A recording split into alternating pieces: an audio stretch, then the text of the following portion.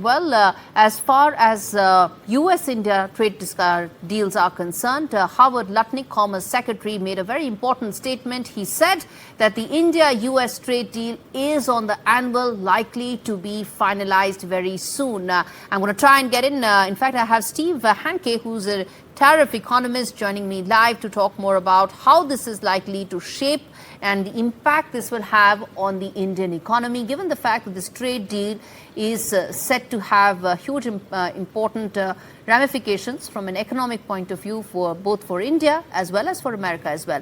My first question to you, Professor Hanke, is that when you talk about tariffs, there's been a lot of back and forth. There's an expectation some of that will be rationalized. In your opinion, how do you see these tariffs likely to be? And what is your future outlook in terms of, are they likely to stay? Will they be revised? Are these all negotiating tactics for Donald Trump?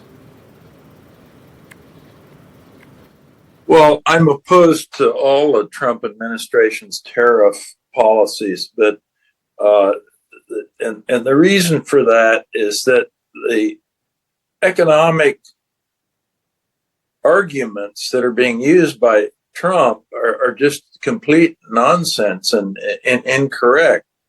Trump claims that trade deficits in the United States are caused by foreigners who are, as he says, ripping off America. That's not the case.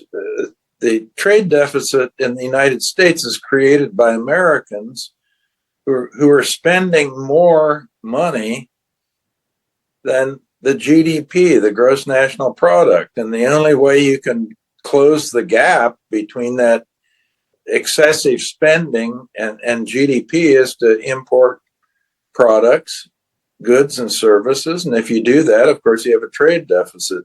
It's just the arithmetic of the thing. Trade imbalances are caused locally. They're not caused by foreigners.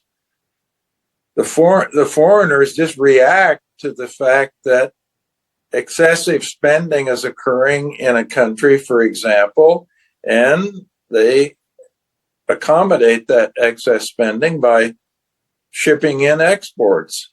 And for the United States is a good thing, because the U.S. actually, since 1974, has run a trade deficit.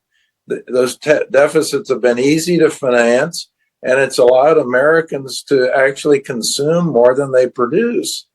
So it's a good thing for Americans. It isn't a bad thing. And it's something that's caused by Americans, number one, not foreigners.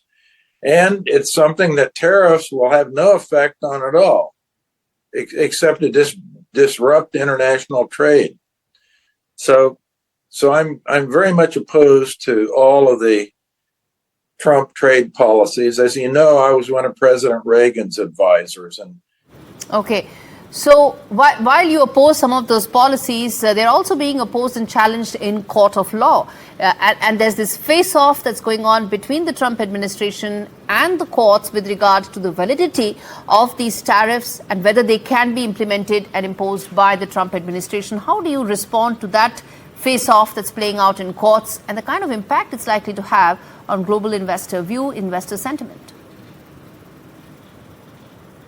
It's completely uncertain what's going on.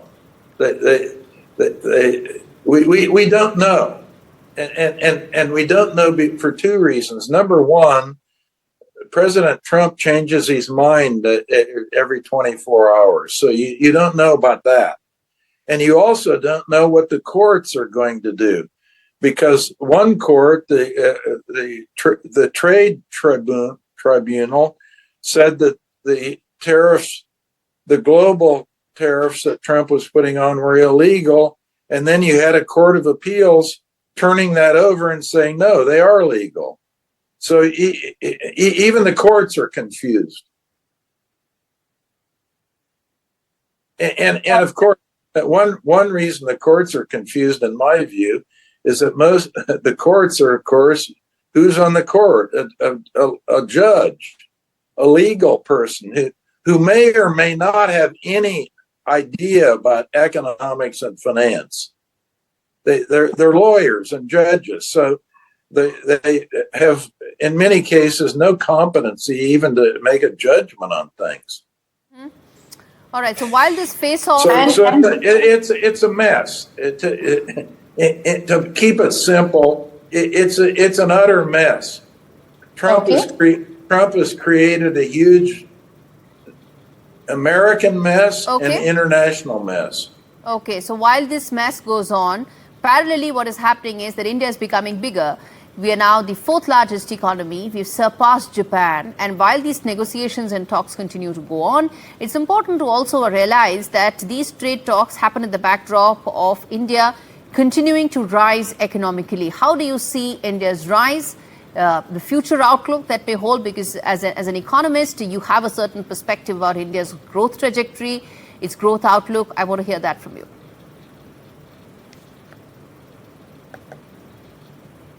Oh, I've already indicated it's very, very positive. It looks like India is on course to have one of the highest growth rates of any economy in the world for the next, let's say, 5 years, 6 years, 7 years.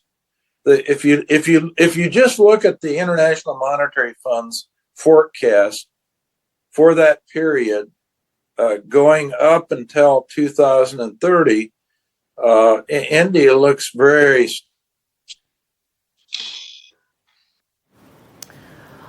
All right. Appreciate you joining us live to decode those conversations that are taking place between India and US regarding trade talks.